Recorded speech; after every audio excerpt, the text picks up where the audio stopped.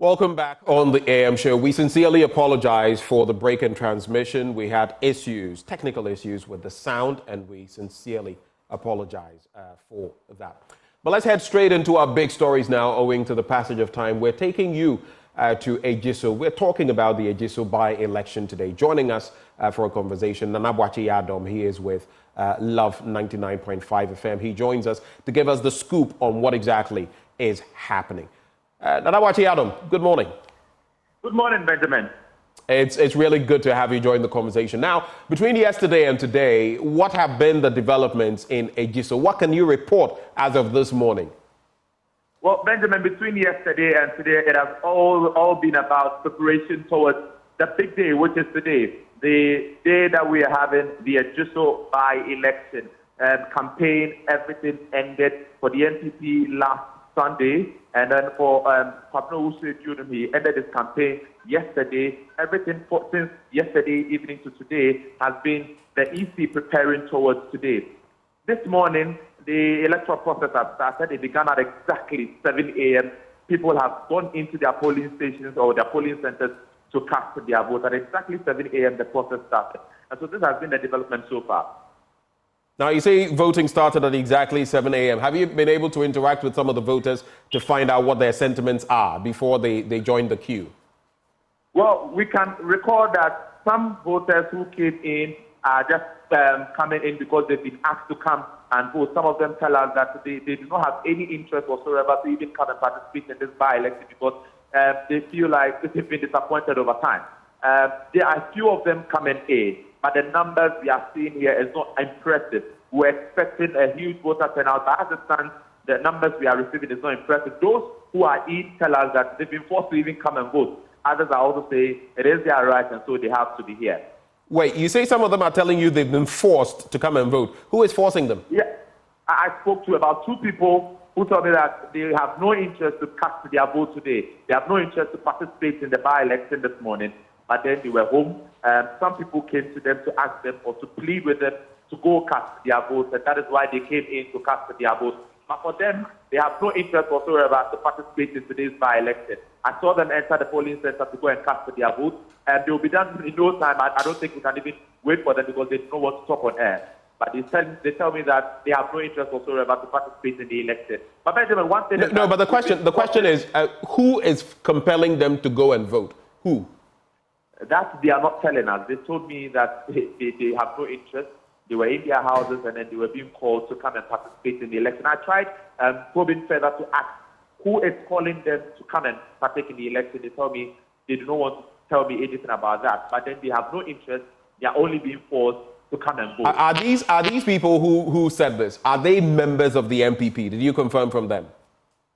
I did ask them if they are members of the MPP, if they are supporters of Osei Bonsu. They told me they are keeping that as a secret to themselves, but they have no interest whatsoever to participate in today's poll. Right. You were about to tell me something else. Well, I was about telling you that we've spotted some heavily built men at govt Hotel here in the Ejisu constituency. Well, we are being told that these heavily built men will be deployed to various polling centers by the NPP. It is alleged. We are yet to confirm that, but then we've sent some shots on that. Our cameras have captured these heavily built men at govt Hotel having some 1 or 2 meetings among themselves, and we are being told that they will be deployed to various polling centers here in the Ejisu constituency ahead. So these are muscular men that supposedly the MPP is deploying to these polling centers. That's what you're saying. Anyway, and Nana Boakye-Adom, I'll come back to you shortly. But on the ground, we have Nana Yaljima also with our crew, and he joins the conversation. Nana Yaljima, what can you report on the ground? I was just speaking to Nana Boakye-Adom, who says that the numbers have not been encouraging. From where you are in Ejisu, what is the scene there?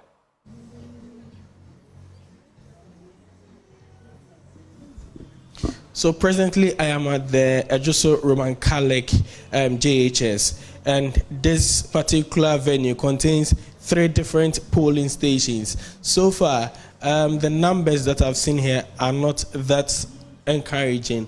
No long queues here. The electoral offices are on virtually on a holiday. I've been to 2 of the 3 polling stations within this venue.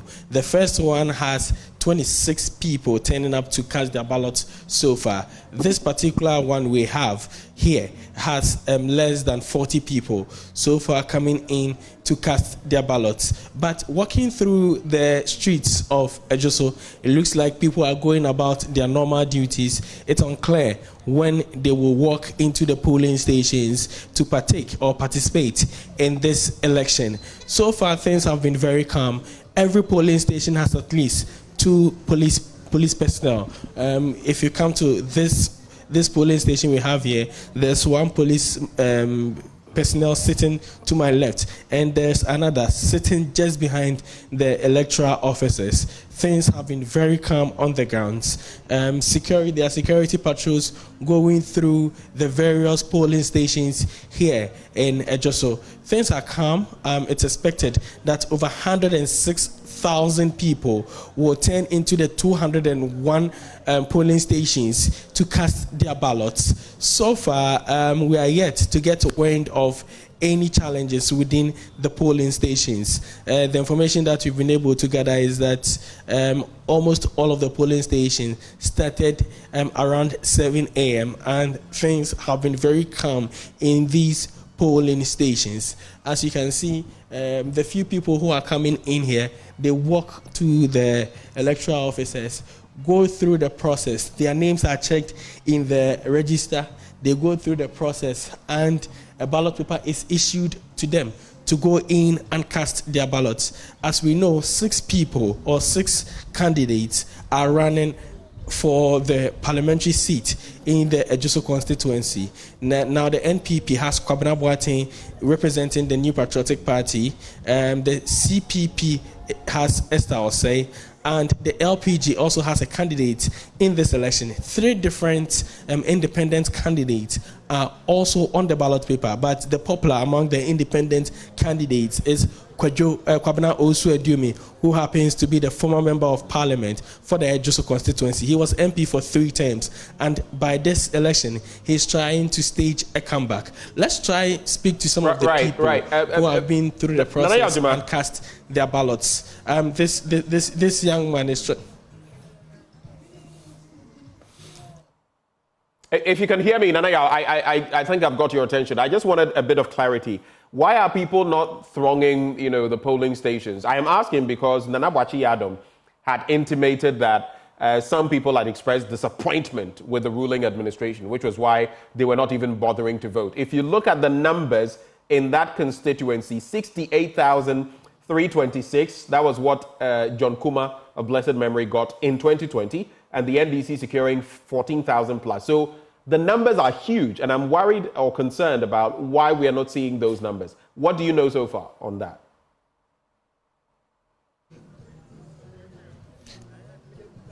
The voter register has over 106,000 electorates in there, and it's expected that at least half of this number will turn up to vote, because it's been predicted that since some of the by-elections that have been seen in this country hasn't realized the number, a lot of people trooping in to cast their ballots, it's expected that this will follow the same sequence. But being through the streets of Ejisu, according to some of the people, it's still early days yet.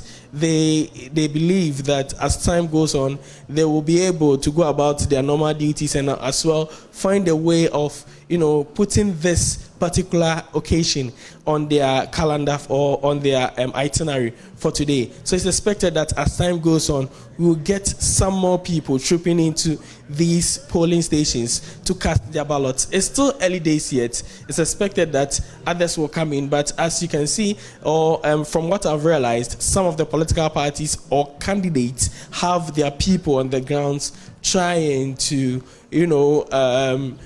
whip interest of people or the electorates in this particular election. As you can see, there are some party agents here who are, trying to go into town and call people into the polling station. So I want to speak to some of these agents and get to know what exactly they are doing and how they intend to increase the participation of the people in this particular election. So I have with me one gentleman here. I would want him to give me the reason why we've not seen the people troop in as expected. Abrante, Pacho, what to say?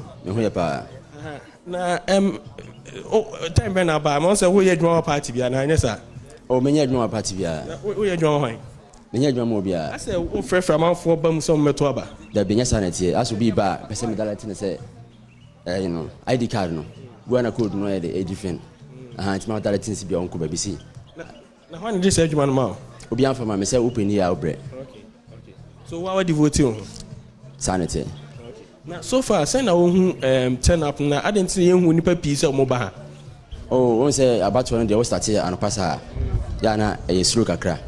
One say I Ghana and what to aba. Boy free bear 3 4 mukono. And I'm for a rush better abano. But me just say bia in no you may not be bia come. Okay. So I thought that he was working for a particular political party or candidate, but to him, he is just a volunteer. He is trying to direct people to where they should be casting their ballots. So he is going to the streets, calling people, looking at their ID cards, and what the number of the polling station number. He directs the people to their polling stations, and according to him, he expects people to come in, and he thinks that it's early days yet. That's why we've not seen a number of people trooping in here. I have with me the spokesperson for the New Patriotic Party in the Ashanti region, Paul Yando. Mr. Yando, good morning and welcome to Joy News. Thank you very much. Paul, we've not seen a lot of people in the polling stations. You've been here since yesterday, early this morning you were here. What are the reasons that you think have resulted in what you're saying today? You know the history pertaining to by-elections. You know, people are not very much active into it. And so, you see, as we've just begun, you will not have much people coming to vote.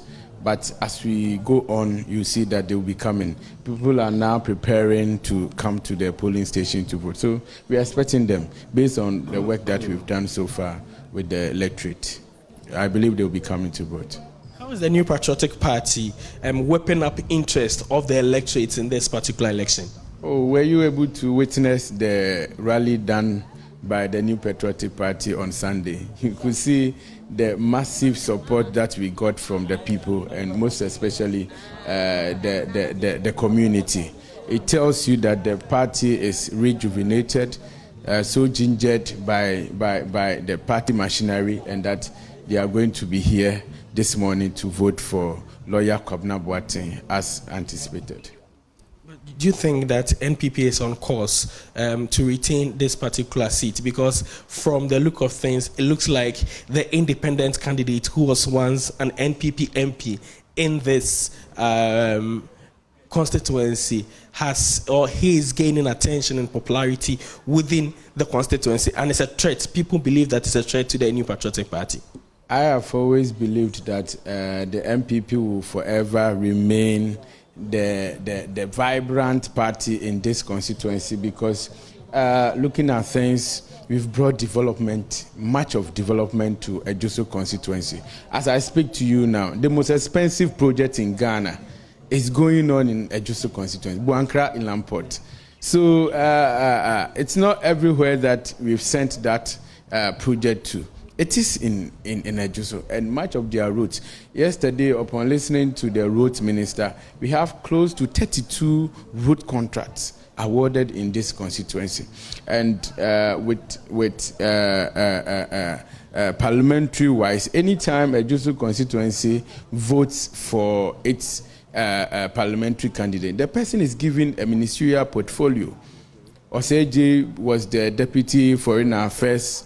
Honorable Ediomi, who is now stabbing the party at the back, was Deputy Roads and Highways Minister. John Kuma also became Deputy Finance Minister. You see, we have like 44 MPs in the region. Not everyone is a minister, but consistently with Ejisu constituency, they've always had a ministerial portfolio, and I think it's something that I would say the party has done for the constituency, of which they have to look on and then vote for New Patriotic Party. All right. Thank you very much. I wish you all the best in today's elections. So that is the spokesperson of the New Patriotic Party in the Ashanti region. As you can see, our own colleague Ohemi Teria, who is a constituent of the Ejisu constituency, is also a voter here, and he is going through the process to cast his ballot before he joins us here and cover this election. It looks like the process has been very, very smooth for him. He started from the left, or from my right, from my left, where we have the register itself placed. His name was checked. He moved to the next stage, and he went through the process there as well, got verified, and he was issued a ballot paper. So not too long ago, Ohemi went into the screen and cast his ballots, and I can see smiles on his face. I wanted to engage him on the process so far, how it went, and since he has experienced it, he will have a better story than myself, who is not a constituent and have not experienced this process. But I think it was a very smooth one for him here. So this is the Ejisu constituency. Things so far have been smooth. Unfortunately, we've not seen the numbers as expected, but from the look of things and from the information that I've been gathering, it's expected that the political parties and other candidates, the supporters of the candidates, go into the homes and try to whip up interest of the people to ensure that they turn up here and cast their ballots in the Ejisu constituency. We are still on the ground. Joy News is heavily represented on the ground, and we will ensure that we bring you all the happenings here at the Ejisu constituency. Well, Nanayao, thank you very much for those updates that you've brought our way, and we'll stay with you in the course of the show for any further updates. Let's now hear from aide to Kwabena Owusu Eduomi, who actually has, throughout this process been interacting with us. Let's get to hear from him. He is in the person of Nana Osei Bonsu. Nana, good morning. Good morning to you. It's good to have you join the conversation this morning. Today is D-Day. You're on the ground, I know. What do you see? What is happening? How prepared is your team to actually win today? Okay, so the process just started, and it's been smooth so far, except in some few areas where we've had reports of vote buying and all that. But reports of vote buying from where? Where specifically in Ejisu? Bonre. Yes, please. Okay, reports of vote buying. How did you get these reports? Yeah. Who said what? Pardon? Come again, Ivan. Who said what? Which reports? Where did you? Yes, we've had reports that people positioned at a certain vantage point and are giving out money for people who are going to vote. I see. Our government officials, positioned in those points, and then they are giving out money. You're saying government officials. That's government quite officials. Yeah. That's quite an allegation. I mean, what evidence do you have? It isn't. It is a matter of fact. You say it is a matter of fact. We don't have that evidence, which is why I'm saying, can you mention names? You are a reporter within the constituency, and so I've just told you that it's ongoing. It's currently happening in Bonre, so you can drive to the location and find out for himself. I see. Sharing of money. And how is that impacting? I mean, have you voted yourself? I know you are voting there. Have you voted? Yes, I have. I've voted myself. Right. There's also this concern about the trickle of voters coming in to vote. We expected that there would be huge numbers in the queue this morning, but that isn't happening. How do you react to that? So these are early days, yes. The people will come in, but we sometimes start slow and then we finish hard. Now, in terms of the money that you say is being used to influence, and I'm saying this as an allegation because we cannot independently confirm yet. You are saying it. You are even going ahead to say government officials, but we can't, confirm that yet. Do you think it's going to have any impact? Because, mind you, we had a study, a survey conducted by Global Info Analytics, Musa Dankwa and his team, and they said that, interestingly, a number of the people they spoke to said, well, they could be swayed if they were given monetary compensation. So do you think that would affect the chances of your candidate, Kwabena Owusu? No, I don't think so at all. The people are discerning enough to see through some of these gimmicks.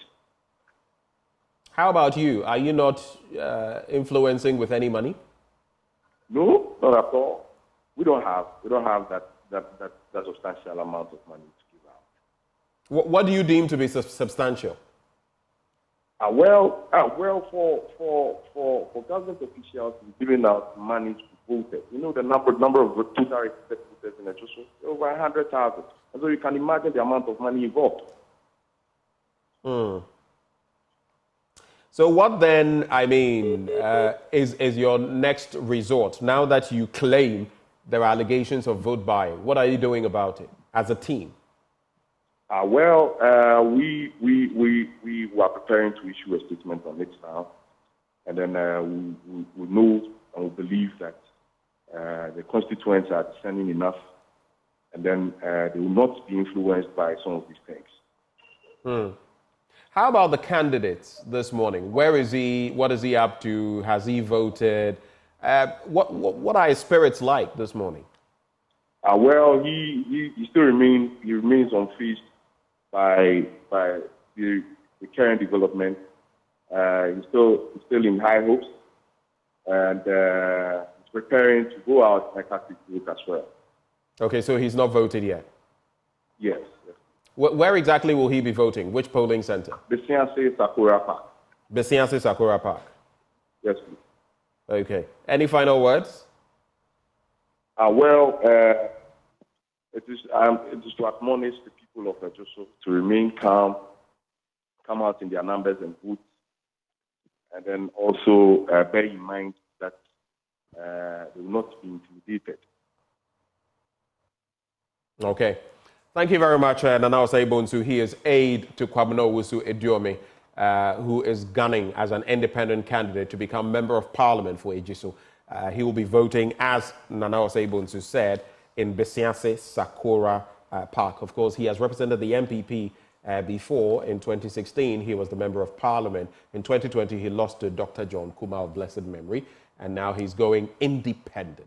We'll bring you later on the show, as and when there are updates, we'll bring those to you. But stay with us. When we return from the break, it's about our latest Hotline documentary, After the Floods, looking at how people are coping after the spillage of the Akosombo Dam. Do stay. We'll be right back.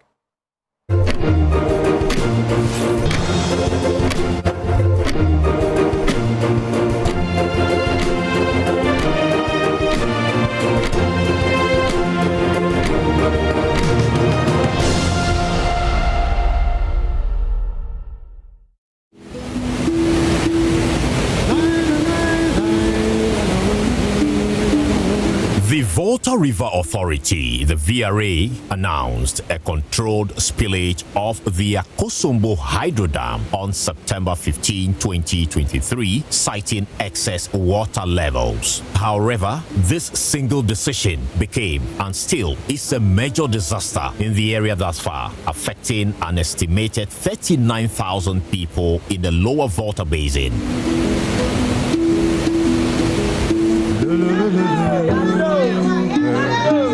Public toilets, mortuaries, hospitals, refuse dams, homes, farms, schools, and even roads were submerged.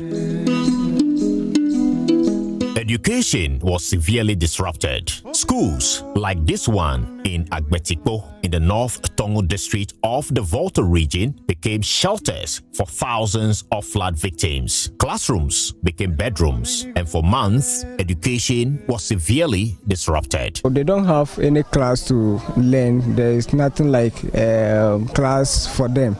So UNICEF came to our aid to donate this tent for the teachers and the students to be managing. Janet Agbavo is the class teacher for KG 1 and 2 here at Agbetikpo makeshift tent classroom. We want to find out from her how she's been coping with the situation. How many kids do you have in this class?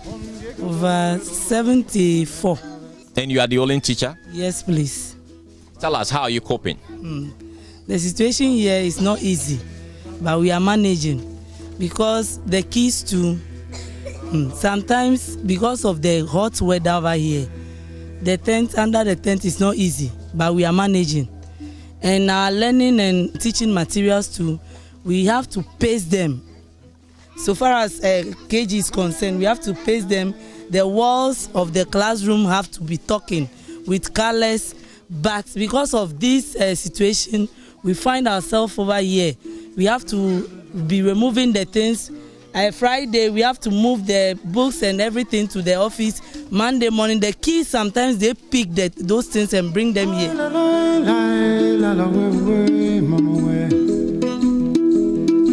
Livelihoods were shattered. Meet 38-year-old Patrick Wolanyo. He is a father of two. Before the flood, he relied on this corn mill and domestic poultry for income. Not only has his livelihood been washed away with the rushing flood waters, Patrick is now homeless. Before the flood, this is what I've been using. This is my property. This is what I get my daily bread away from to feed my family. But since the flood have taken place, you can now even see my place. The whole thing have been immersed in the water, so I can't even use the machine anymore. Now it's been destroyed. Those who know much about this machine knows the cost. So they can even tell you straightforward that it's even more than 5,000 now. This is also my pen. This is where I rear my goats, my duck, and even my fowls. So now they are all destroyed. Even the fowls, the thieves have even come for some because they don't have any place to live, so they've been stolen. So since they are no more, life is very difficult now. I don't even have anything doing anymore. This is where I used to stay with my family. Okay. Yeah, so for now the status of it is not even looking nice for you, as yourself you can see. Okay. There's no one in because I'm the one. I'm now living with my sister. Okay. Yeah. So it is because of the flood. The flood waters came so high. I can see it up there. Yeah. Okay, so the entire place, submerged in water. Yes, and so as we move in, you can see a lot of cracks in here. So you virtually couldn't save anything. Yeah. Because in here, I can see pillows on the floor. Everything. I can see the plaster on the wall actually falling off. Which tells you any moment this structure can just come down. Even us standing in here is not safe for us. I can also see your bed and then your drawers, the mosquito nets. The fan is still hanging here. Yeah. And so your electricity cables are still hanging, which clearly shows that you could not save anything at all. I mean, your bicycles, everything in here. And so these are your personal effects that you've actually lost in this flood. And so when you look back, you come back to this room where you used to have your family family discussions, and you see the state of affairs now. I mean, what comes to mind? It's very, very painful anytime when I get here. That's why you can even see there's no cleaning. Because when I get there, when I see things, then I don't know what to touch. I don't even know where to start from. So. And that is the tale of the misery, pain, and neglect that has, met these residents of North Tongue and other parts of the country as well. But let's now bring in Member of Parliament for South Tongue, Kobina Woyome. He joins the conversation. Good morning, sir. Hello, Mr. Woyome. Can you hear me? Yes. Good morning. It's a pleasure having you join the conversation. I'll start from here. It's been many, many months since the spillage of the dam. In your constituency, how badly affected was it? I know North Tongue was particularly hard hit. How affected was your constituency? And what is the status of the residents today? Thank you very much for this opportunity. Let me use this to also greet your viewers and those that are listening via audio. Very good morning. Yes, we were hard hit. We were hit to just provide some statistics. we recorded close to about over 1,300 displaced households, and also the numbers who were actually affected was around 7,000 thereabout, and a whole district, one hospital was affected. I mean, this hospital, I would equally say, is a district hospital, even though it is not, in terms of its capacity and what it does for the people of the area and even beyond. And that is a Komboni hospital. They was totally shut down, and those who lived in bungalows just around the hospital had to be evacuated. Mortuaries had to be emptied quickly because they were also affected. And then we had this Gridco power station that facilitated power to many towns and villages in the southern Volta, as well as part of Dangbe East, Adan and its environment. So that also went down. And so it was a very difficult situation. And the number of communities, I must say, were around 29, 30 communities that were affected in my area. To what level of normalcy has life returned? I mean, looking at those who are affected within your constituency, how would you say, how normal is life again, or are they still struggling just to return to normalcy?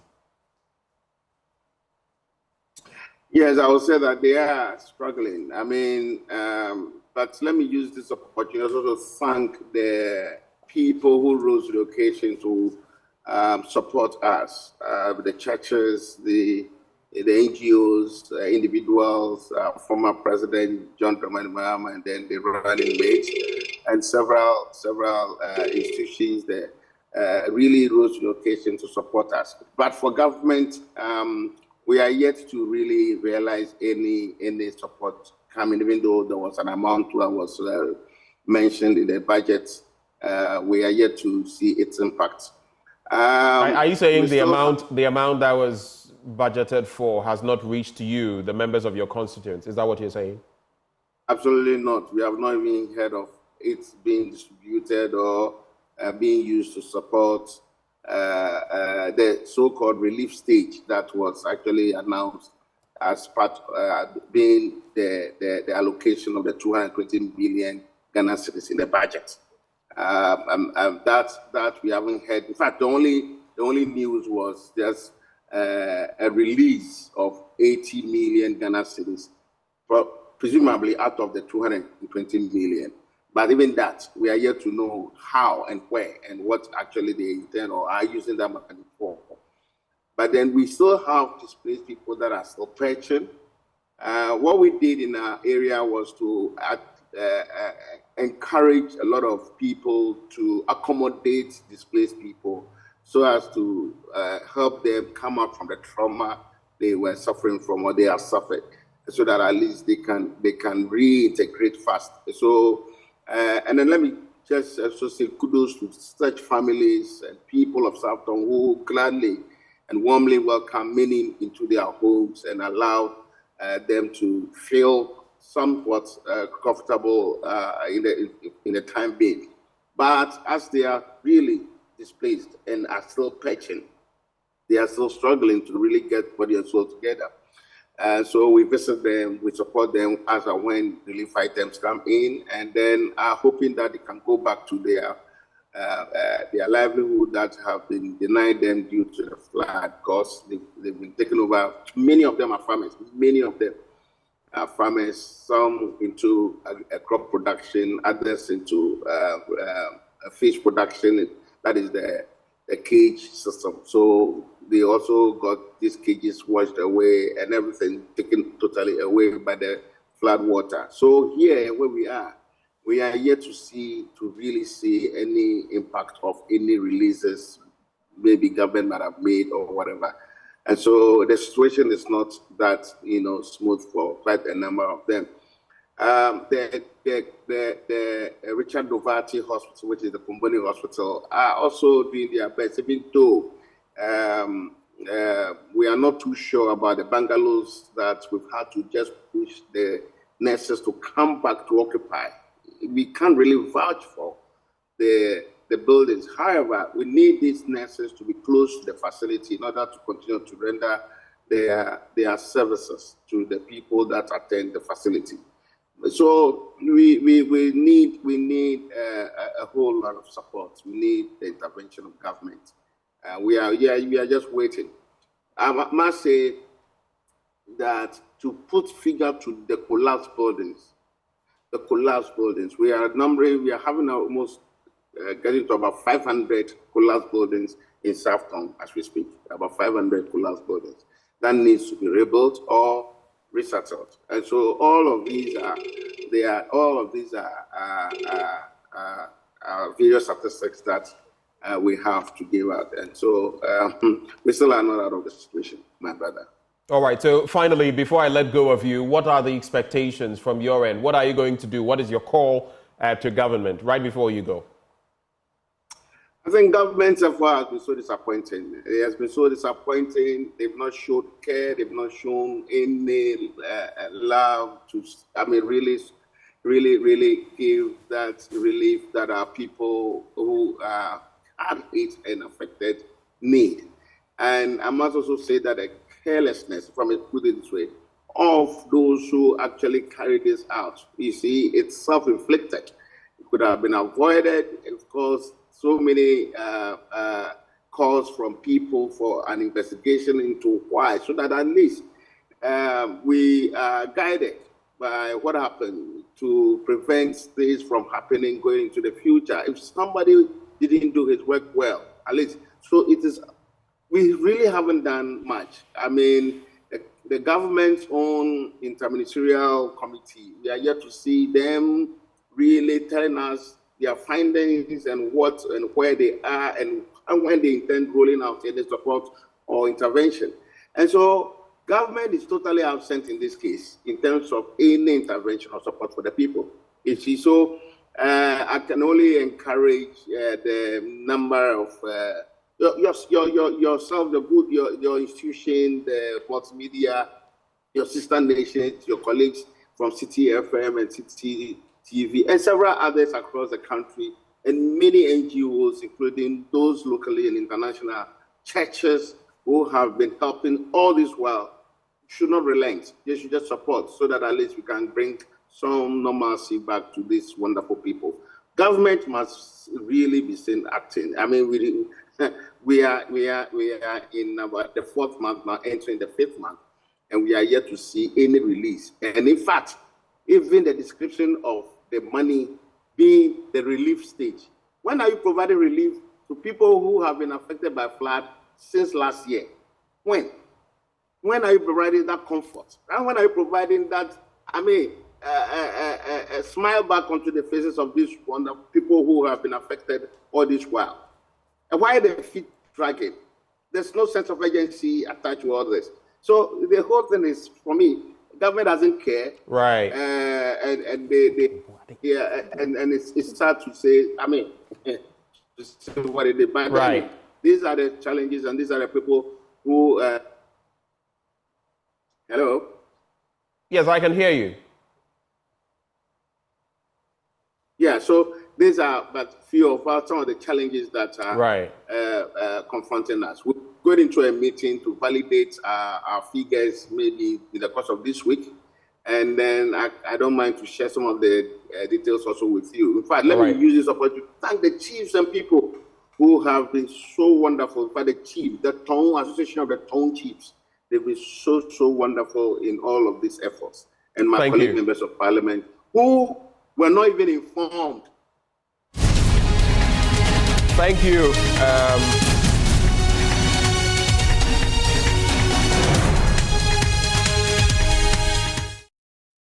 And that was Kobina Woyome, Member of Parliament for South Tong. But we have a breaking news. Stuff happening right now in Ejisu. We hear there are some skirmishes. Nanayao Jima is on hand. Nanayao, What exactly is happening in Ejisu currently?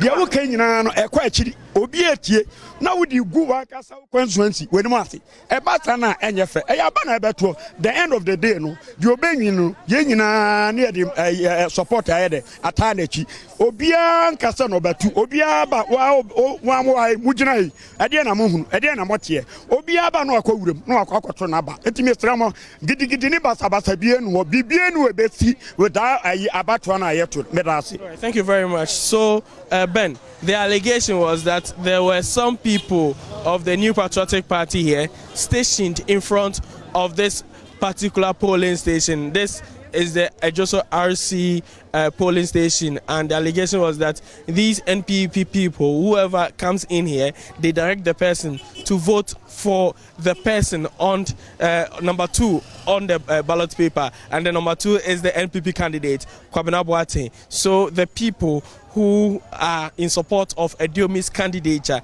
came here, one woman, and she protested and called the police to ensure that there is calm and order here in front of the RC JHS, so that the people who she is saying or claiming that they are whipping or they are telling people to vote for the New Patriotic Party must be made to leave the entrance of the polling station. And that is exactly what the police did. They came in and ensured that these people are sacked from the entrance of the premises. That is what the NPP man that you just heard was also explaining. According to him, they were somewhere and heard that Mr. Ediomi's supporters are here, and they are rather directing people to vote number 4, that is Mr. Ediomi, on the ballot paper. So that is the little misunderstanding that came up here not long ago, but calm has been restored.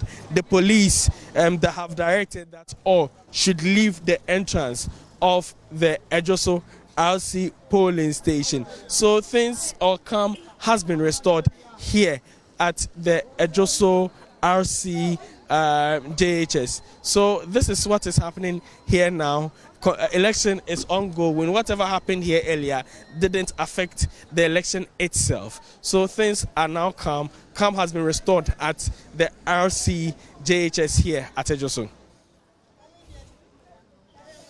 For joining the conversation, Nanayao, and as I mentioned, intermittently, even as we talk about this period after the floods, we're also going to connect to our correspondents or my colleagues in Ejisu to get the latest scoop there. That incident, RCGHS in Ejisu, where in fact there were claims of some people directing voters to vote a certain way, to vote number 2 for Kwabena Boateng, the candidate of the MPP. A lady protested, called in the police, and now apparently some normalcy has been brought to that polling station.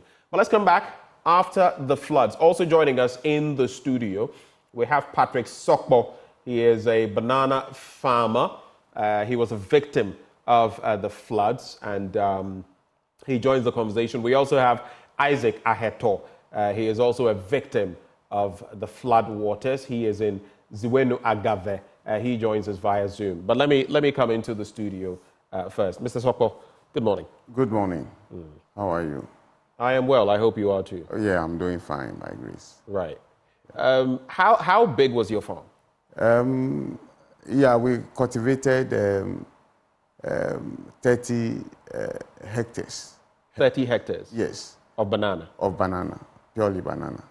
And was this your project singularly or collectively? Yes, yeah, it's a company. I mean, Patma Farms. It's a company. So that is what we're trying to do. So we can also provide some job for the adjoining community. I see. Yes, and I can say since we've been hit by this unexpected flood, things have really, really gone bad for us. We are on our knees, and all efforts you know, to have some relief, some kind of compensation from government. Nothing has come. How many people were you employing? Yeah, we we permanently we have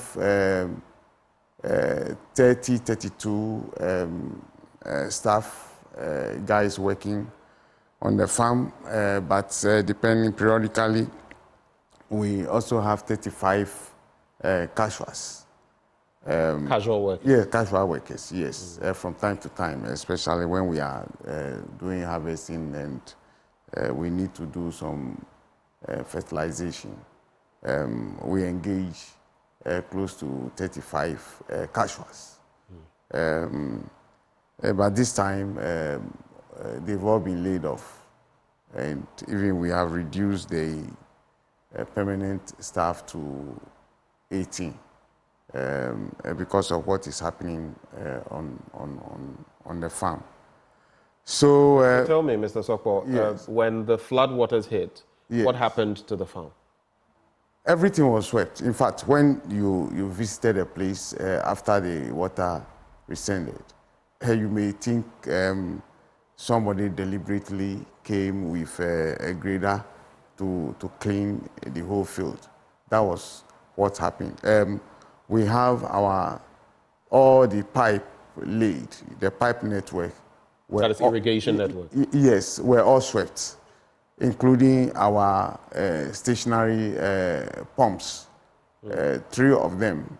2 were stationary, and then we had 1 floating one. They were all swept. We can't still find them. So it's a big blow. We had a very big fish pond. It's also blown off by the flood. The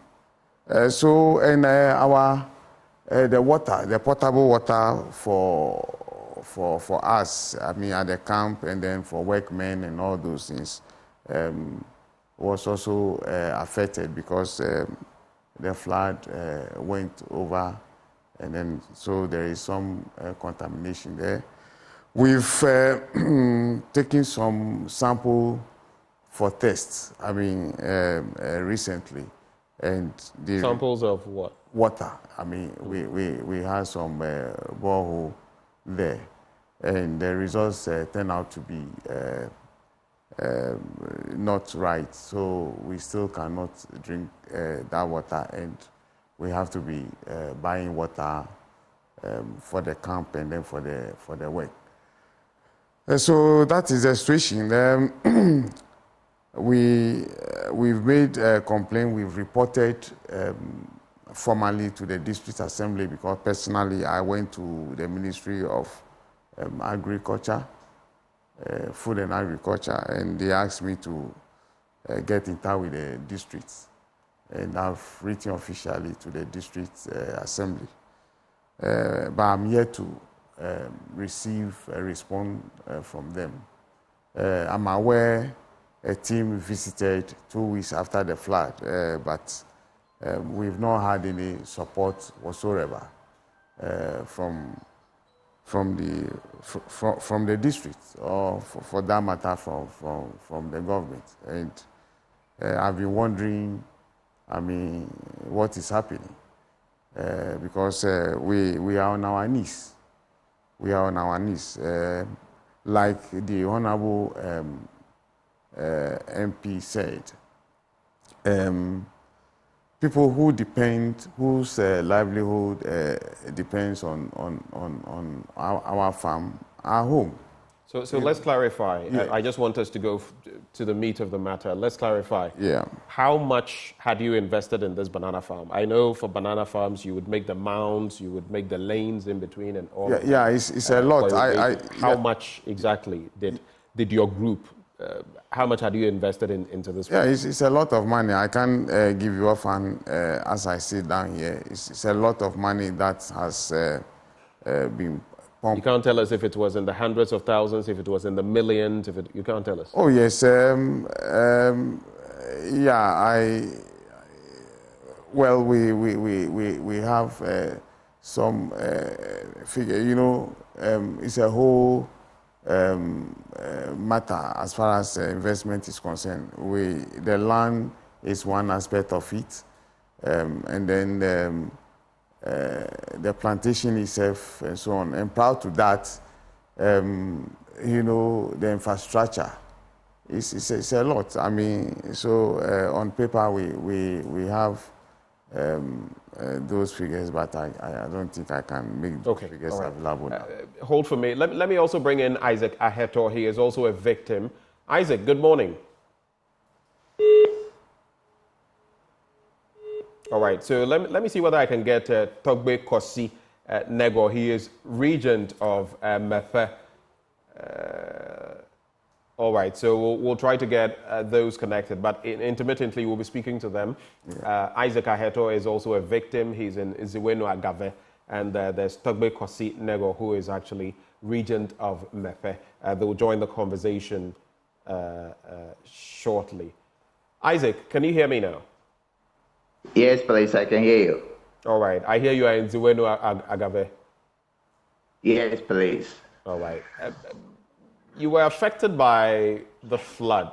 What exactly happened? Tell us about your situation. Well, in September thereabouts, the flood suddenly took over my village. It's an island in Southtown. So my people were just surprised. They found water rushing into their various houses, so we had to evacuate them. And we called on NADMO at that time. There was no hope, so I was the one who led the community to evacuate those who were in the flood. And since then, we've not received any major intervention from government. And as we speak, about 14 houses have gone down, and women and children are sleeping in the open, and even pregnant women are hospitalized because of what? No shelter to sleep in. So that is the situation. Our farms gone, and then the buildings are also gone. And fishermen too do not have any work to do now, because the river has river weed, that serve as home to the fish that we catch for market and generate income from there. But since the current came in and the flow was so powerful, the river weeds have been washed away. The topography of the riverbed has been changed. So there is no fishing activity going on. And the victims are really suffering. They don't have homes to sleep in, and they don't even have work to do to feed their families. That is what we are going through now. What were you farming? Well, we engage in vegetable farming, cassava farms, and other crops. And when you talk about the fishermen, they engage in clam farming. They rear oysters in the river, in the shallow waters. But when the flood came, it brought a lot of silt, and it has destroyed the oysters. Those who have fish ponds, their fish ponds have been carried away. So there is no work for the people to do now. Now, those who manage to put up some net to go back into business, when they cast the net, they don't get any fish because the topography has been changed. The weed has been moved away by the flood waters. So the land is bare. The river bed is just a bare ground. There is no fish to catch. So have your people been able to, I mean, how many people are we talking about, first of all, in that community? And is that to say that even after these number of months, they've not been able to return to their houses or for their lives to return to some normalcy? Yeah, many have not been able to return to their houses because there is no house to return to. There is no house to return to. And those who have families are around, they become burdens on their families because the family has to feed them, they have to give them space to sleep, and those who don't have any family around to pet with, they are still at their old places when the floodwater receded. They've created some shacks. Some were able to put back shack of from their roofs that were collapsed, and then others are sleeping in the open because there is nowhere to go to, and there is no work currently going on. That is one of the major problems we are facing. Nowhere to sleep, no work to generate income to take care of their families.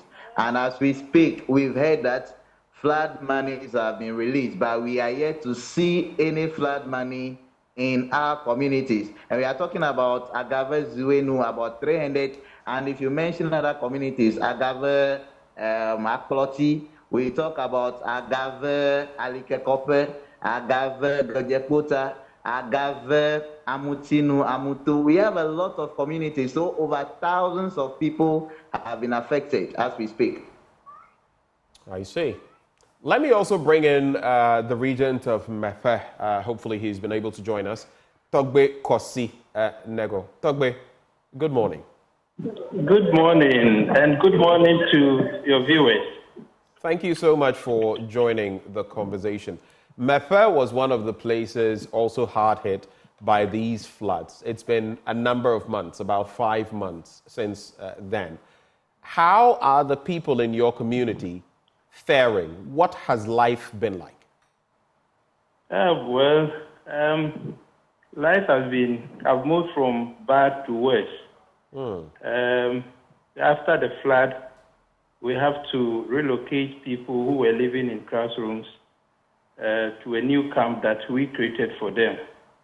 And that is how come the school children have access back to their various classrooms. And it has been really difficult for them. It has started raining, and people are still living in tents. And whenever it rains, they have to hang somewhere and wait for the rain to stop and the grounds to dry. It's really disturbing. Whenever it's raining and you visit them, it's that bad. Very, very, very bad. And we are now entering the rainy season. So by now, people should be moving out of the tent. But there has not been any resettlement. There has not been any compensations. Farmers are waiting for something to start their farms. They can't plow their land. They can't have seedlings. And it's really difficult. And now, through the generous help of Ghanaians who came to our aid, all the food that was donated to our people, they finished consuming them because our population, the number was over 16,000 people in Mefe alone. You know, Mefe was the epicenter. And so whatever came that we distributed to them, they have finished consuming them, and now they have nothing to eat. Are you saying that as of really now, for them. Togbe, are you saying that as of now, the people in Mefe are hungry, are thirsty? Is that what you're saying? Yes, they are very hungry. We are the first contact. Whenever they are in need, they come to us first. And so we listen to them on a daily basis. I remember some weeks ago, one lady who lost her house and lost her income came to me that her parents are sick. Both her mother and father are sick, and they have no place to sleep. So he has to move her father to Ashama, and the mother to another relative. That is the situation. And she was feeling suicidal. She told me that she doesn't even feel like living anymore. That is the situation of many other people in Mefe. It's that bad. Those who traveled out of town as a result of the flood has not been able to return home because there's no house to return to. And the sad aspect is that interministerial committee was formed. The president announced to us when he visited us. And as at now, the interministerial committee has not visited us.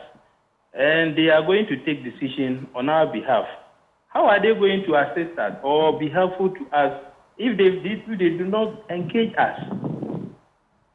You're We have a lot of suggesting. challenges. We also have some ideas we can also put across. If they don't visit us, if they don't sit with us, how are they going to address us? They are going to be working on the data that they have. What if what they have is not the accurate one? Okay, so this flood that happened, we all know that this was not the first time it happened. It happened in 1963 during the construction of the dam. So what are future plans? What are they doing to prevent future floods? Is it going to be happening every 30 years or 60 years? And now that we know climate change has affected everything and the raining pattern has also changed, are we going to expect another flood this year or next year? What was the cause of the flood? What is government? Has government proven to it? These and many other questions that we have, and we don't have anyone to answer these questions. Right, Togbe, how are the people getting sustenance now? Have you interacted with NADMO, for example? How are the people getting sustenance, food, drink? What do they have to do to get, and even healthcare? Well, during the flood, the health directorate have been very helpful. They formed mobile units, and they were assisting with by screening, and other groups also came to do health screening for our people. And currently, City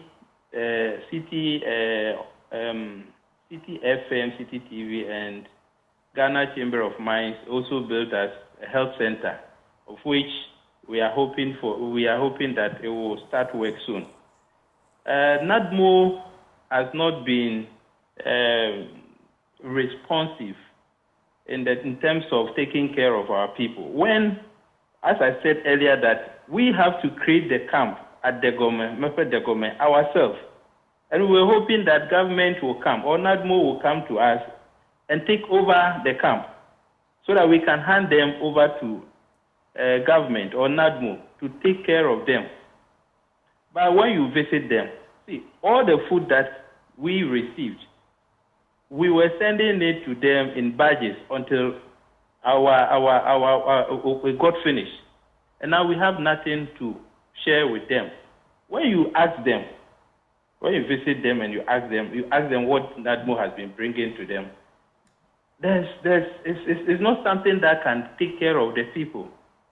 It's not enough. What we have received from other people that we have distributed are even more than what NADMO is doing. So we are even afraid of what will happen. There's no information. We will just be at home, and then they will come and dump something on you that, oh, they are coming to do this. So we don't have any plan. We don't know government's plan, whether government is going to resettle or compensate. There's no information, not even from the interministerial committee. There's no information when you about. Question, no one is able to answer you. Togbe, there's no information about compensation. There's no information about resettlement. So what are you doing for yourselves? How are you dealing with the situation? It's really difficult because we can only engage government to come to our aid. That is all that we can do. We don't have the resource to build for our people. The only thing we can do is to create that camp, the new camp that we created. And through the help of our MP, he has been able to build a new camp that has reduced the number. But still, there are even people living in town that don't even have access because the tents at the camps could not accommodate all of them. So there are still people living, sleeping in other people's compound, kiosks, who don't even have a place at the camps. All those people need help. It's really difficult for us because we don't have the resource to take care of them. And the farmers too, They are crying. They keep coming to us. Yeah. We have nothing to do. Hold for me, Togbe. Hold for me. Let me come back into the studio. So, Mr. Sokpo. Yes. As of now, I mean, can you? Is that the reality? Yes. Togbe just enumerated the problem as it is right now. About the farmers, we have not been spoken to by anybody or been given any promise whether they will meet us halfway or they will give us any kind of support by way of compensation and so on. Nobody has come to do anything. They haven't come to carry out any assessment of the damage that we suffered during the flood, the spillage. So we are just holding on. I mean, no information is coming by way of government to assure us and so on.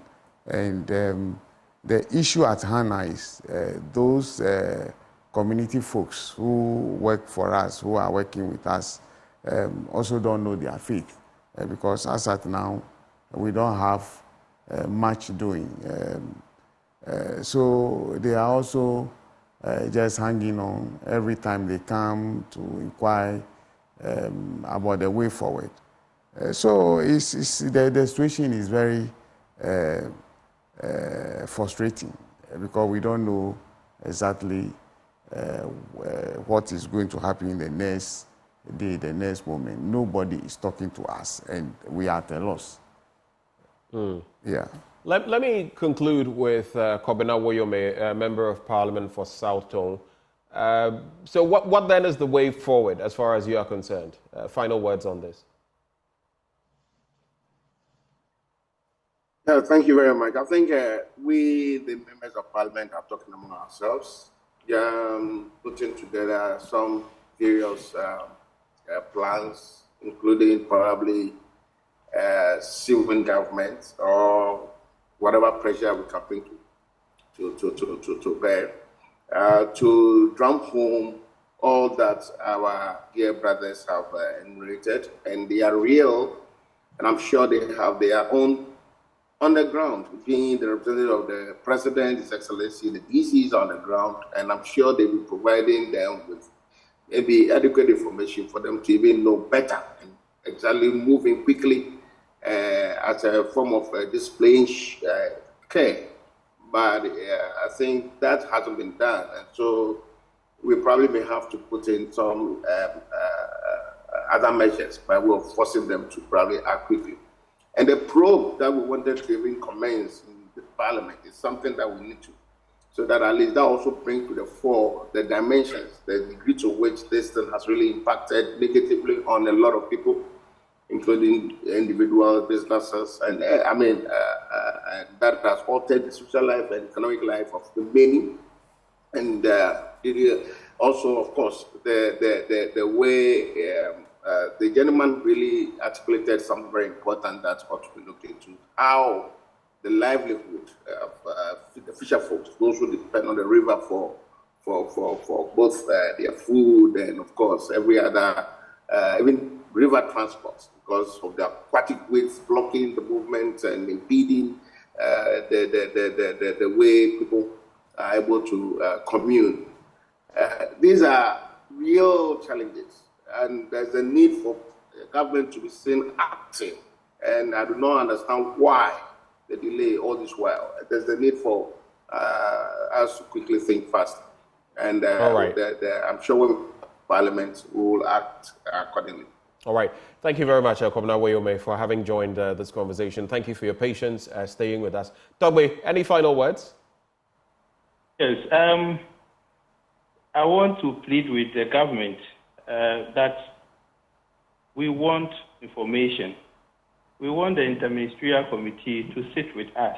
Let us know their plan, what they have for us, what they are doing to prevent future floods, because we cannot be going in cycle where this thing will happen and happen and happen again.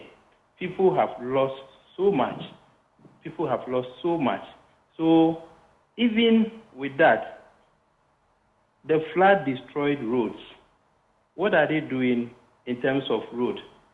What are they doing in terms of creating the sacrifice that the people at the lower Volta have done?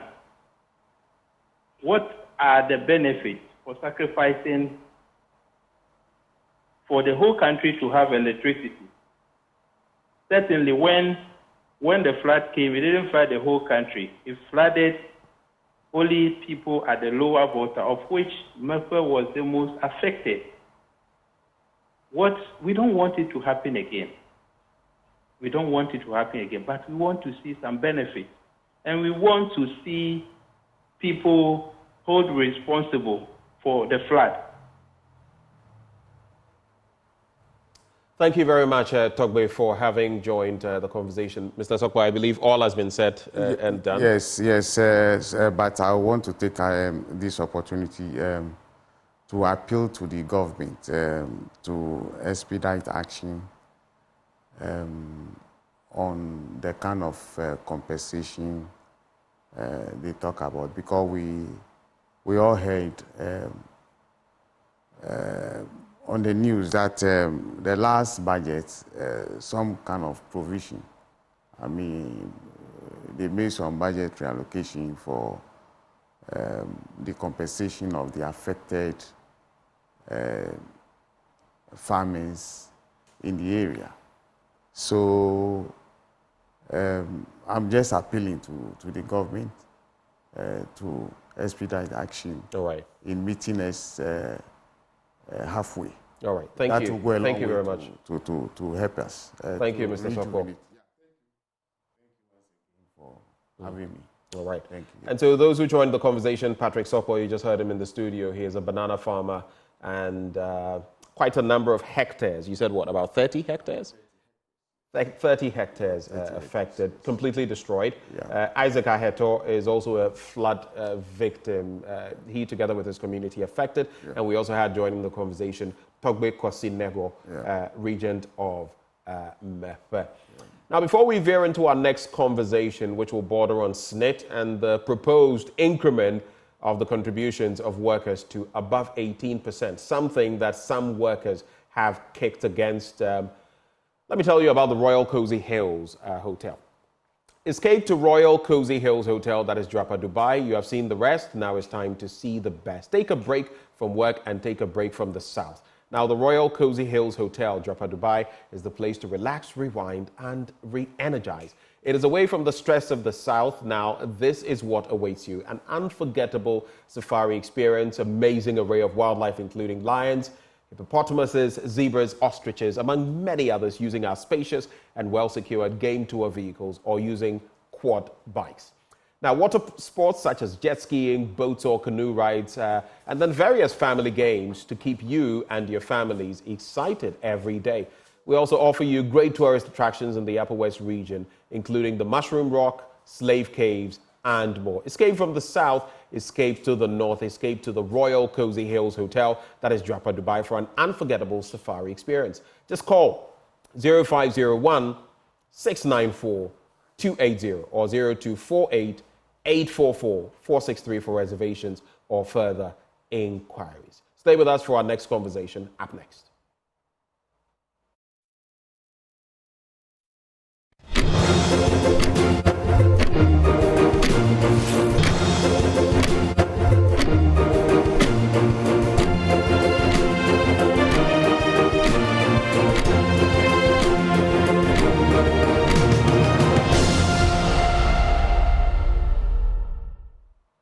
Welcome back on the AM show. The International Labour Organization came through with a report suggesting that SSNIT, National Insurance Trust, was not in the best of health. But there was a response from SSNIT saying that things are not what they seem to be. In response to that, there have also been proposals of increasing the contribution of, contributors from 18% upwards. And some people are up in arms about that. Some people are very unhappy about the proposal. Well, joining the conversation now, we're going to be hearing from some of the labor unions, starting with the TUC, the umbrella union. Ken Trinibua-Kodua is vice chairman of that group. Mr. Kodua, thank you for joining the conversation. Thank you, and good morning. I'm sure you've heard of that proposal, whether factual or otherwise, about increasing pension contributions. How do you feel about that for starters? Well, let me say that I don't think that is the area SSNIT should focus on at this time. How so? One would expect SSNIT to look at what is accounting for their inability to offer the social protection that it ought to offer the Ghanaian worker, to serve as the crucial safety net that the law allows it to do, and to have the income retirement that workers are expecting to earn. These are the areas SSNIT should look at. And I don't think that the reasons why our SSNIT or the SSNIT is not performing is because of the rate of our contribution. There are fundamental issues that SSNIT must address before it comes to the discussion about rate increment. So I think that those fundamental issues should be looked at. For instance, currently we have our benefits plus SSNIT administration together higher than our contribution. In other words, our contribution currently is lower than all benefits plus admin expenses of SSNIT together. And this is not healthy. If your contribution cannot even be equal to your benefits plus admin expenses, then that equation for me is something that SSNIT must look at. And contribution is not also up because, one, government is not employing into the formal sector. And so we have a lot of Ghanaian workers in the informal sector. And SSNIT's role is also to ensure that those in the informal sector, the employers pay their SSNIT. So if SSNIT is not enforcing the law also enough in the informal sector to enhance contribution, and you have a situation as I speak now with contribution lower than your benefits and your admin expenses together, then that problem, you must first look at it. Again, let me say that this ILO indication is not the first news, for most of us. There's been earlier reports that suggested that come 2041, SSNIT will have issues with its reserves. The recent one brought it to 2037. So this 2036. ILO, yes, this new ILO report that brings it to 2036 is an indication that SSNIT reserves is depleting, over time. And I'm sure by next 2 years, if a new study is done, maybe it will be dropped from the 36 to maybe 34. So SSNIT must address this contribution issue.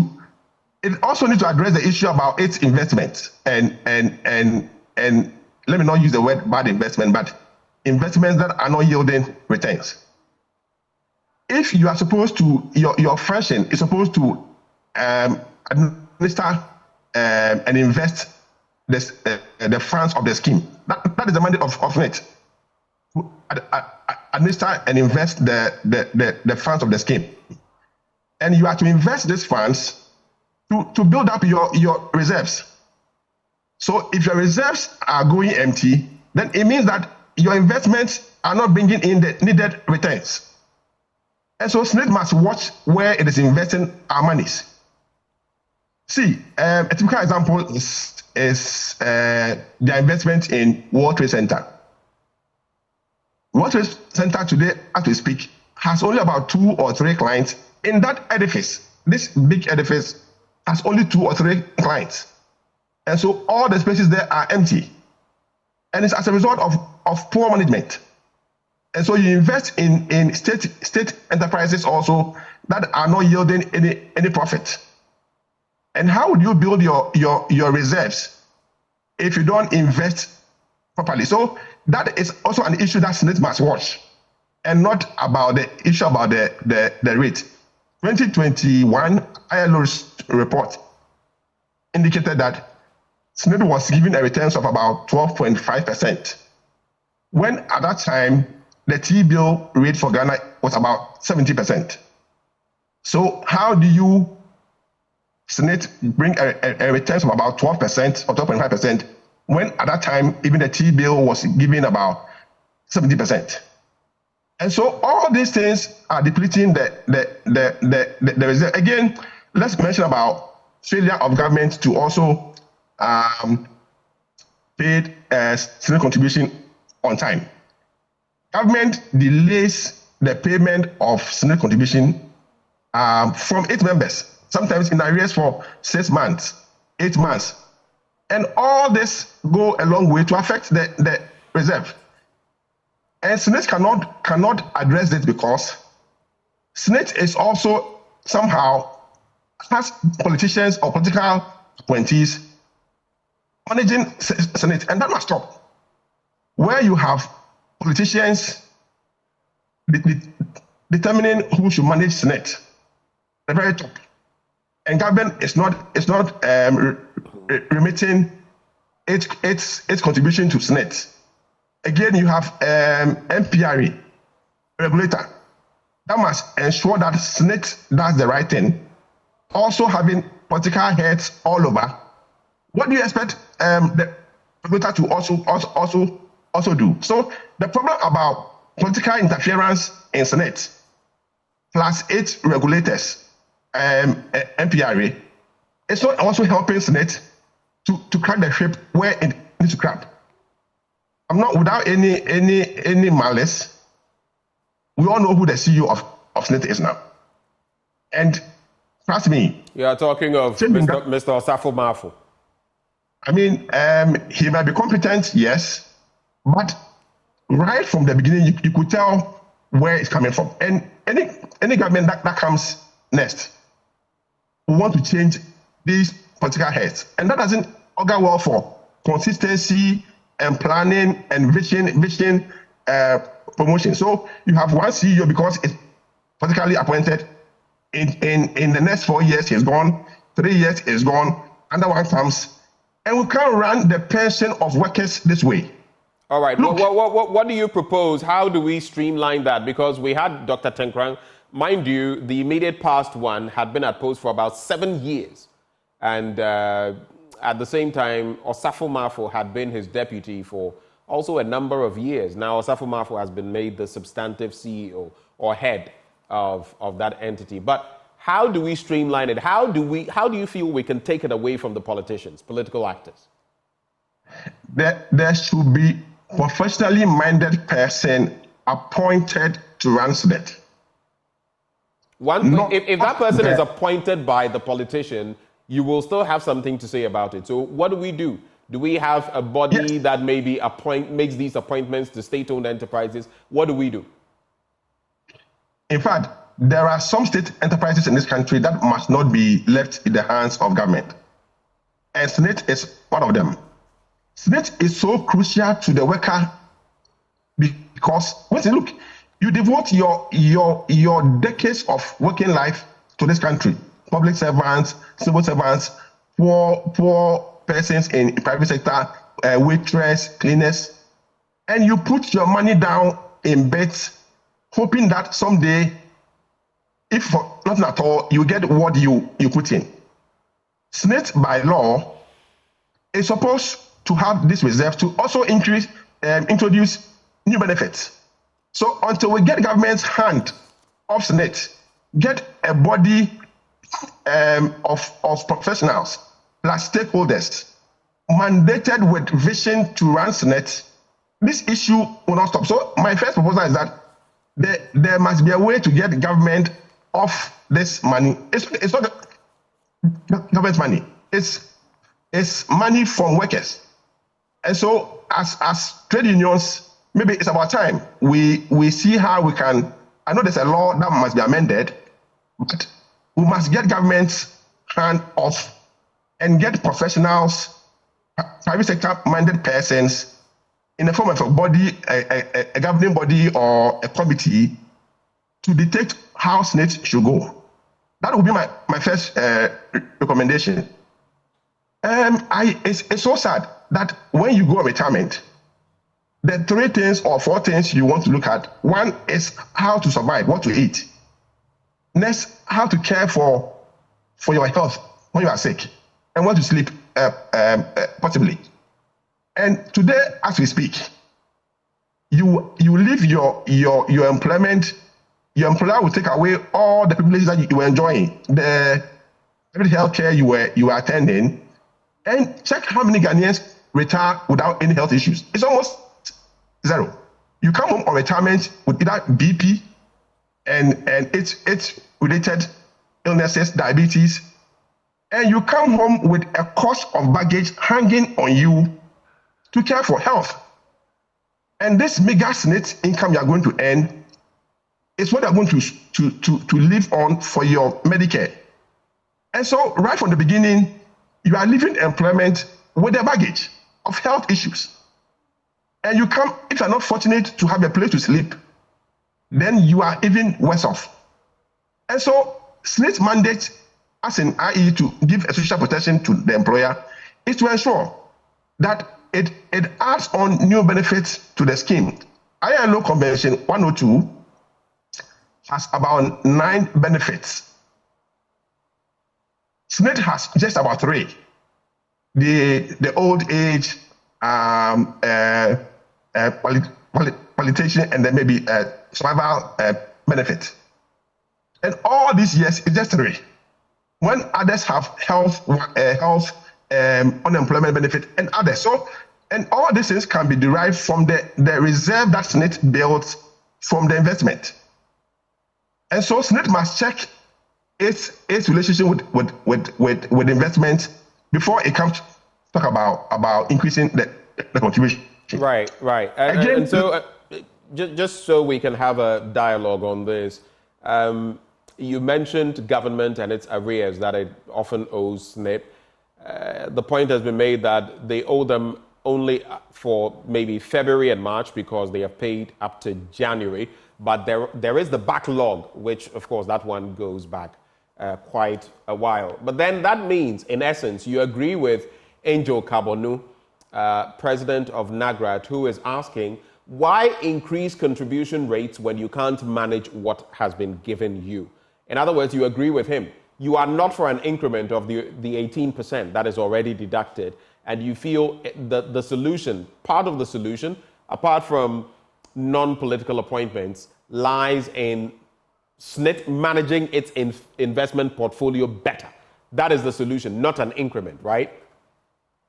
Yes, and also SSNIT must also manage its admin expenses quite right. Admin expenses around SSNIT is quite high. And until it also manages that expenditure portfolio, bring it down and begin to make much more into its reserves, will not have this issue about increment. You heard about this software, about 72 million cedis software for SSNIT. And you ask yourself, what are you going to use poor workers' contribution for this amount of software? So SSNIT admin expenses must also be checked. Because I said earlier on that currently their contribution is less than a benefit plus admin expenses, and that is not right. So besides getting government off, besides all the things that we are mentioning as labor, SSNIT must also check its admin expenses. So SSNIT must look at all these areas before it comes to tell us that I've cleaned my house of these viruses, and so now bring me more money so I can get you more or new. Quick question. If these matters are addressed, if the management issues are dealt with, if the investment portfolio, you see some improvement, would you then say that we should be willing to pay more to SSNIT so that we can safeguard this institution of state? It is our collective security. Would you say that if all these issues are dealt with, the cost issues at SSNIT and, like you mentioned, the app and pumping in so many millions, the administrative cost, political appointments, the investment portfolio, if these are dealt with, would you then say, okay, now we can go ahead and contribute more? And if you think more, about how much more? Okay. There's also one thing that we must look at, that is the defined benefit law as we have in SSNIT. That formula must be relooked at, because it cannot guarantee you more if you contribute more, and that law, that formula, that works how much you get, i.e., as in the defined benefit. If that one is also not checked, I'm not sure your increment in your contribution can result in an automatic earning more. So that also ought to be looked at. And that for me is one of the things that besides all the internal ones that SSNIT must address, secondary, we look at the formula as defined under the defined benefits, the law, and see how we can make it more rewarding. And then after that, we can begin to pay more. But for me, as SSNIT stands now, I cannot support the proposal they have made. And they must assure us, clean their house, get their table very clean, get government's hands off, and then begin to. The only reason SSNIT is enjoying what they're having is because government is not allowing, or the law doesn't allow a private participation in our first-year pensions. But if the law allowed that, and we had very good institutions that can police these private players in this industry who are profit-minded, I'm sure since would have collapsed by now. They are only lucky they are enjoying the monopoly in this country. But if there were other private players who by law are allowed, yet with very strict regulatory requirements, because SSNIT workers' pension is a big deal, and we cannot entrust it into private hands. But even in the hands of the state institution, look at what is happening. So I agree that there should be a dialogue around SSNIT, and they must be sincere to the problems they are going through. I've watched their response to the ILO. They couldn't really emphatically admit what ILO is saying, but that is the fact. And for me, as a worker leader, all we have is elsewhere. People don't bother so much because they know when they go home, their health issues are taken care of.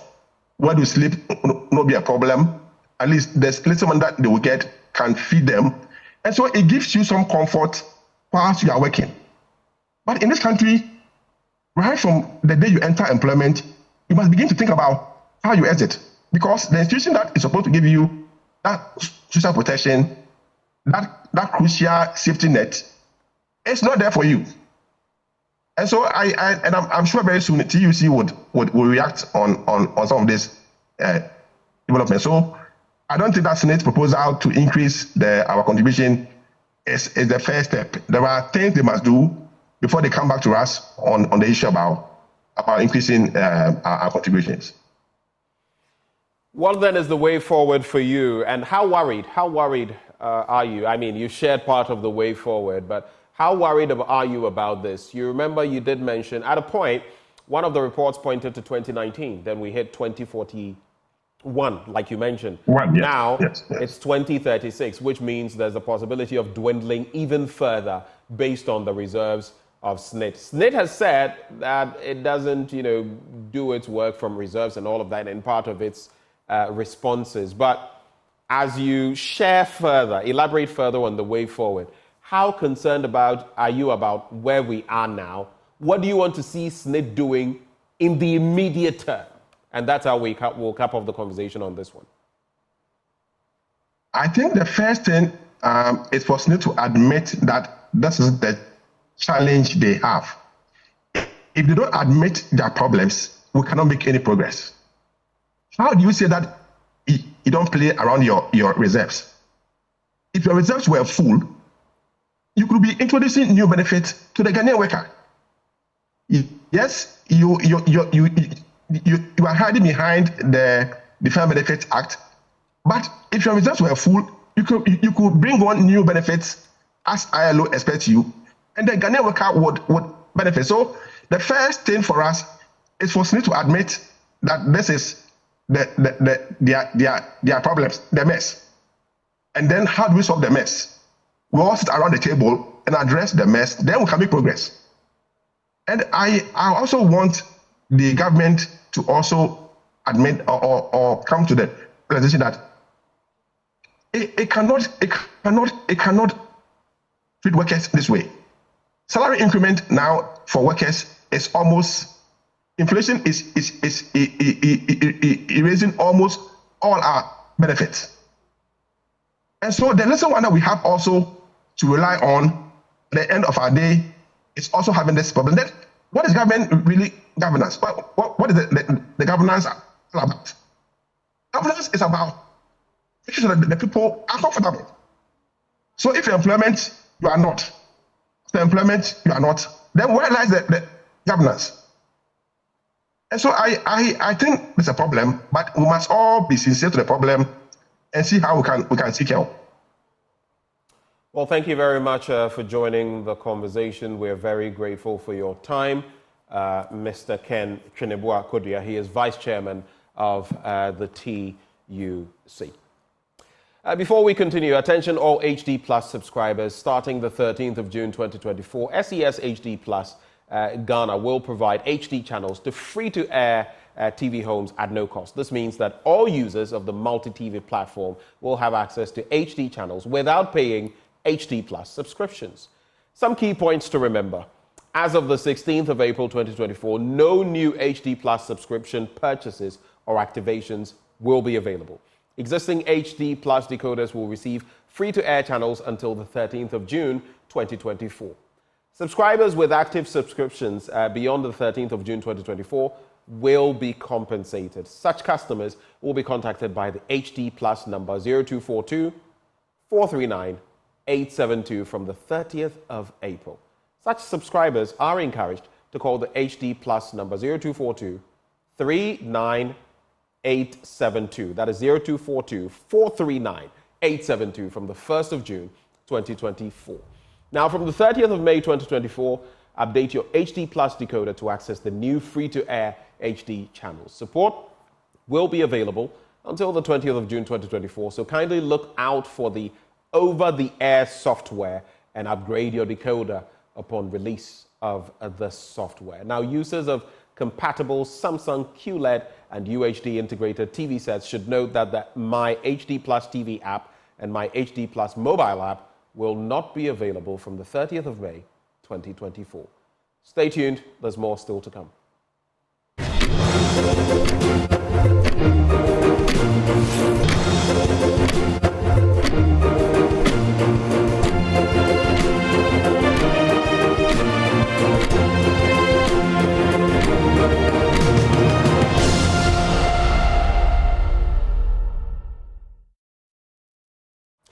This is the AM show with Benjamin Akakpo. Welcome back. We'll be activating the phone lines shortly for your thoughts on some of the matters we've discussed. You can start dialing 0302 211 691. But in the interim, if you're a Christian in any area of leadership and you need more power for impact, then join the host and speaker, Archbishop Charles Agyinasare, and other seasoned speakers from Ghana. Prophet Nanase Sarkodie, Reverend Dr. Steve Wengham, Reverend Mrs. Vivian Agyinasare, and from Nigeria, Reverend Samuel O. Olubiyo and Apostle Richard Udo, and from Congo as well, Apostle Yves Castanu. The theme is how to walk in the power of God. It will be a time of insight, inspiration, and impartation. The date is Monday, the 29th of April to Sunday, the 5th of May, 2024. Time 8:30 a.m. and 5:30 p.m.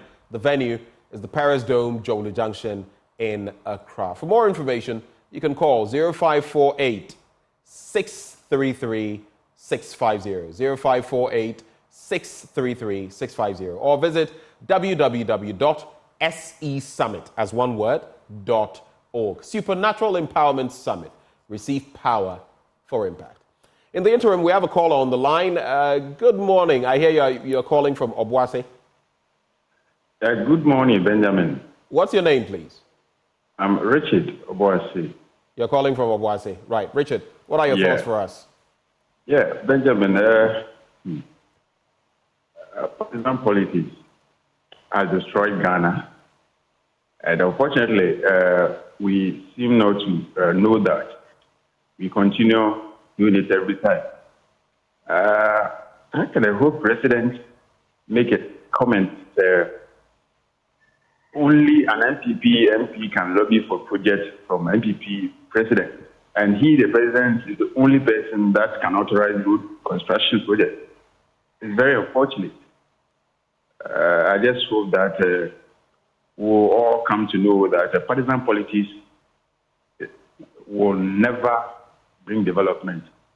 And Ghana first. Thank you. Thank you too. You couldn't have said it any better. Thank you for sharing your thoughts there. Partisan politics in leadership is something we ought to watch. It has its place, yes, but when you overreach it, when you overextend it, I should say, then it becomes a problem. You can also call through and share your thoughts with us this morning, especially as the Ejisu by-election is happening. If you're in Ejisu and you'd like to share your thoughts on what is happening on the ground, we've already been on the ground. You can call us and let us know. But what are your thoughts? We've discussed the Ejisu situation, some claims about some intimidation. We've also discussed SSNIT in there and after the floods on the back of the Akosombo Dam spillage. We have our next call on the line. Hello, good morning. Good morning. Your name and where you're calling from? I am Landy, Kwabra Landy from Sunyai. What are your thoughts for us, Kwabna? I want to express my disappointment in the president's speech concerning Ejisu election. Partisan politics will not move Ghana forward. And I want to say that our government should look beyond politics and be equipped with ideas that will help Ghana come out of this poverty, strike, corruption, sicknesses and diseases, guarantee, and all hosts of problems militating against the progress and development of Ghana. Thank you. Thank you very much for sharing your thoughts. It appears this morning a lot of people are going back into the president's speech in Ejisu just a few days ago in respect of developmental projects and his comments, his commentary in respect of a member of parliament who would be able to develop the constituency, stating that someone outside of the MPP would not be able to do that. But we've also had justifications of those comments.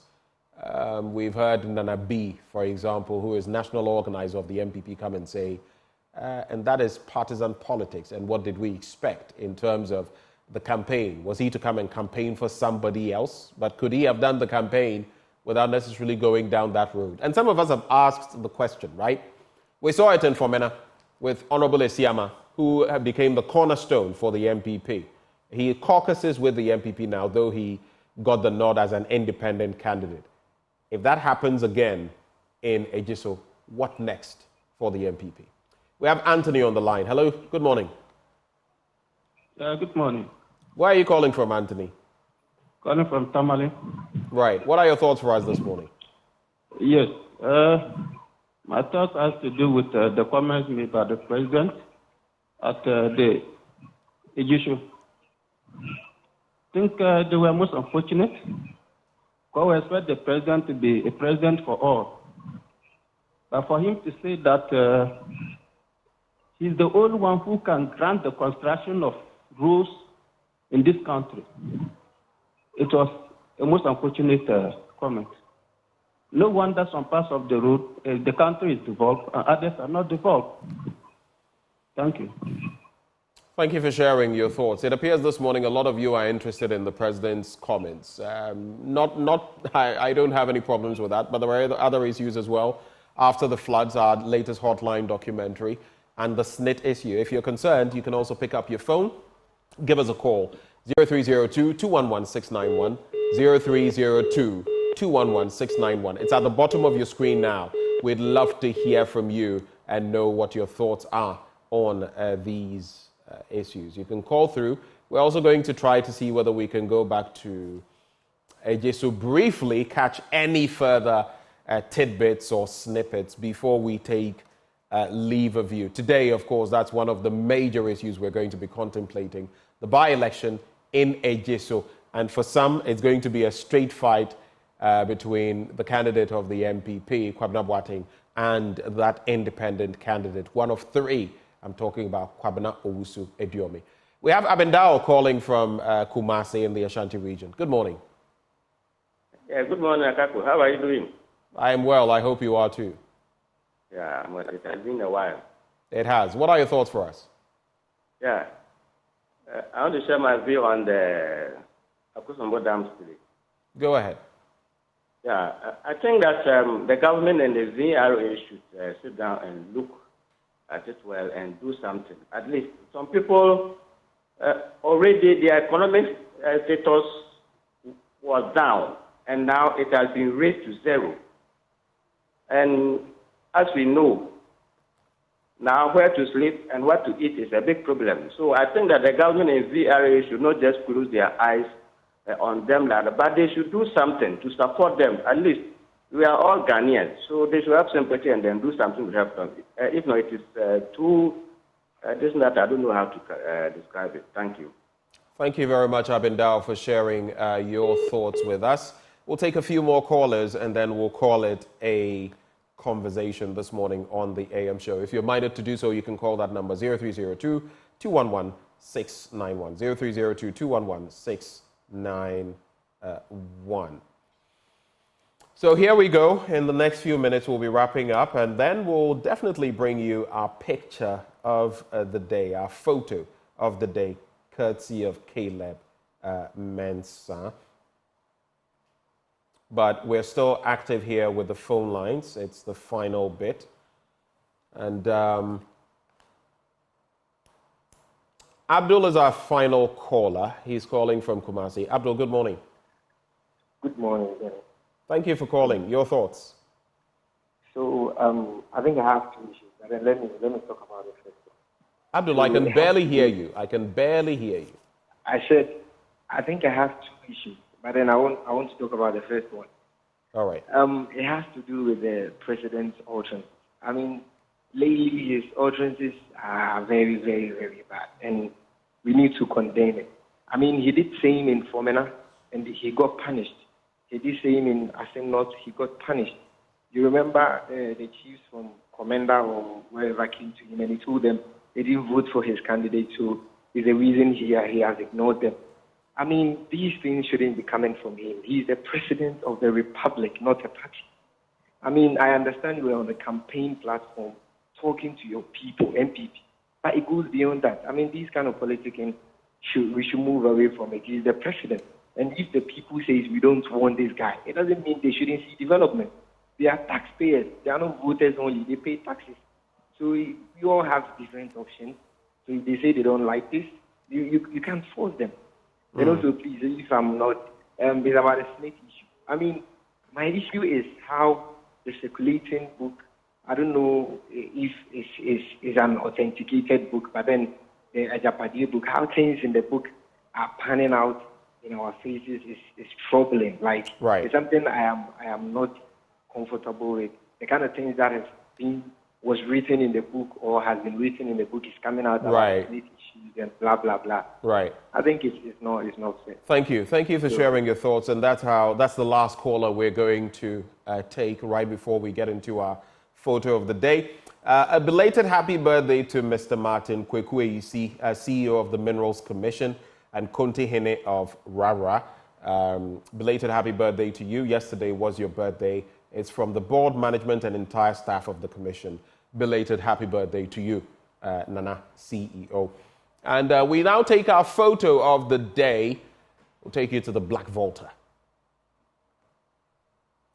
And that is our photo of the day. On the Black Volta, a canoe seeing to the transportation of a, passenger, if you like, with his bicycle.